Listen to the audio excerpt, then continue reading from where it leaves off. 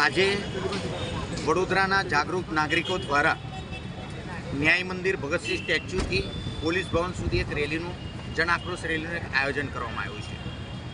રેલીઓ અત્યારે ગુજરાત રાજ્યની અંદર બહુ ઠેર ઠેર દારૂબંધી હોવા છતાં પણ ખુલ્લેઆમ દારૂ, ચરસ, ગાંજાનું વેચાણ થાય છે, જેથી આવનાર ભવિષ્યના યુથ અને યુવા લોકો એક એવી જગ્યાએ વળાંક લઈ રહ્યા છે જે કાલનો જે ભાવિ છે એ બરબાદ થઈ રહ્યું છે. અને એની અંદર ઘણા લોકો રેલીઓ કાઢે છે અને ઘણા લોકો ઘણી બધી વસ્તુ કહે છે, પરંતુ આજની રેલીનું મહત્ત્વ કંઈક અલગ છે. ગુજરાત રાજ્ય આપણે જ્યારે નાનું બાળક હોય એ બાળકને જેવા સંસ્કારો આપીએ એવું જ એનું સિંચન થાય.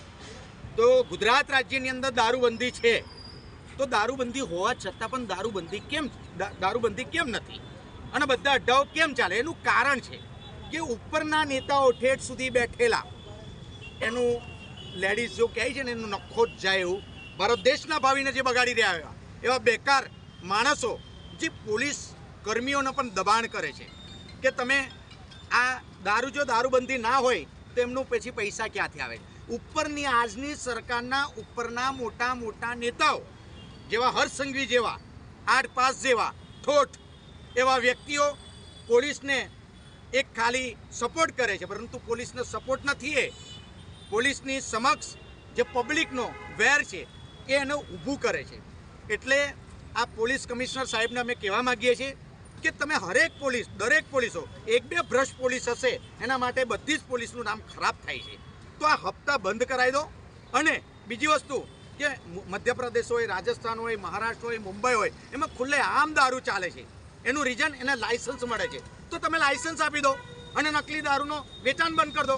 કાં તો પછી પૂરું સમાપ્ત કરી દો, કાં તો પછી લાયસન્સ આપી દો. કેમ બીજા રાજ્યમાં નથી ચાલતું? પરંતુ જો ગુજરાત રાજ્યની અંદરથી આ દારૂબંધી ના થાય અને ખુલ્લેઆમ વેચાય તો આ લોકોના ખિસ્સા ગરમ ના થાય. એટલે આ પોલીસ કર્મીઓ બી બદનામ થઈ રહ્યા છે.